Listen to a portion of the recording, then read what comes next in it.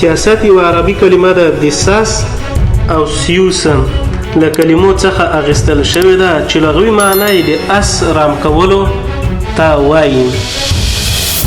د سیاست کلمه په فارسي ادبیاتو کې د اداره کولو او چاره کولو په معنا راغلې ده. په انګلیسي ژبه کې سیاست یعنی پولیتیک وایي. اصلا پولیس له کلمې څخه اخیستل شوې ده چې یو د پولیس لغوي معنا دولت ښار ده. د دولت ښار اصطلاح په پخواني یونان کې یو مستقل ښار ته کارول کېده چې د هغه وخت کې د یونان هیواد د څو دولت ښارونو څخه جوړ و چې هر دولت ښار یو ځانګړی حکومت نظام درلودو. د دې جملې څخه د اتن دولت ښار و چې تر ټولو ډېر نفوذ درلودونکی ښار و.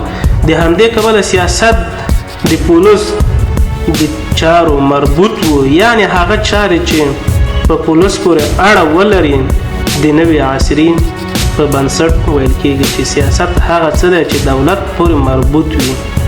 حمید عنایت د ارسطو د سیاست د اثر په مقدمه کې داسې ویلي دي: انسان یو سیاسي حیوان دی. دا لیکنه ارسطو کړې او ارسطو سیاست پوهان زیات وخت د سیاست د علم پر ځای د سیاسي مطالعاتو او زده کړو اصطلاح کاروي. دا چې د سیاسي پلټنو موخه په ټولنه کې د یو قوانینو کشف دی چې د قدرت د اړیکو سره کار ولري. همدغو اړیکو ته سم او لوري ورکول همدغو اړیکو پیژندل دي. د سیاست لغوي معنا چې عربي ریښه لري د ساس او سیوس څخه اخیستل شوې کلمه ده چې د اس رام کولو او اهلي کولو ته وایي او مفهوم یې کړندلاره یا هغه مسیر او خط سیر دی چې انسان یې په مخ کې ولري. په انګلیسي کې پولیتیک یا کړندلاره د عمل د طریقې څرنګوالي اساسي اصول، قواعد او د لارښود اصولو په معنا راغلې ده. په خاص اصطلاح کې د بهیر د هیوادونو د حکومتونو لپاره تصمیم نیول دي.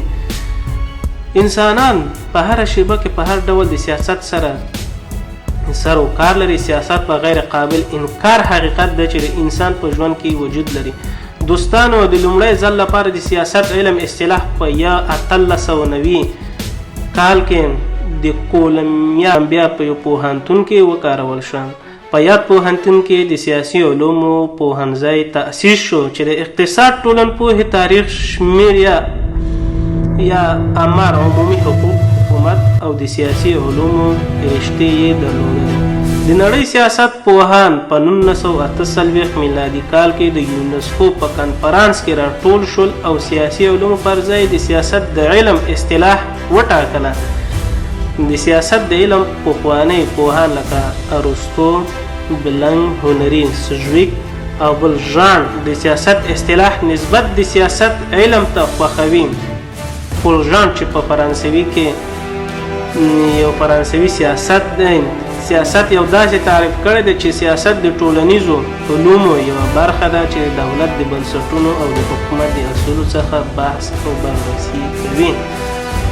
هنري سجویک د سیاست علم په لاندې ډول تعریف کړی دی: د سیاست علم هغه ټولنې بررسي کوي چې حکومت ولري.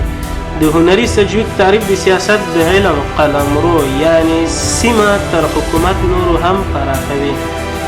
د سیاست د علم یو عالم په نامه د کاتلین په دې عقیده ده چې سیاست د یوې انساني سازمان شوې ټولنې بررسي ده او تر هر څه له مخې د ټولنې د ژوند سیاسي اړخونه مطالعه کوي.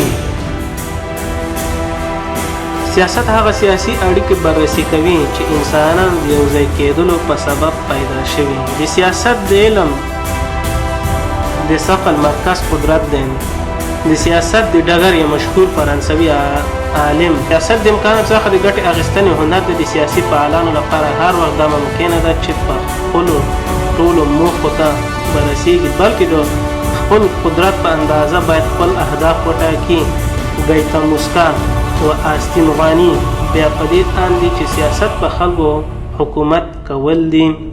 هغه خلک چې حکومت کوي او هغه خلک چې حکومت ورباندې تحمیل کیږي یا د فرمان روا او فرمان بردارۍ په منځ کې که په اړیکو باندې بحث کوي نو نوموړی اړیکې د سیاسي ژوند مرکز دی. بالکل دوستانو، که یو چیرته یو مشکل وي، یو څوک غواړي یو ځای کې په خبرو کې د دولت د مرکزي لخوا او د خلکو په منځ کې نو دلته بیا په سیاست باندې خبرې حلیږي او د یوه لاره ده سیاست باندې دا مشکلات او هغه خبرې سره کول کیږي. سیاست د قدرت لپاره مبارزه ده چې د غرب د سیاستپوهانو په نظر د منلو وړ تعریف دی.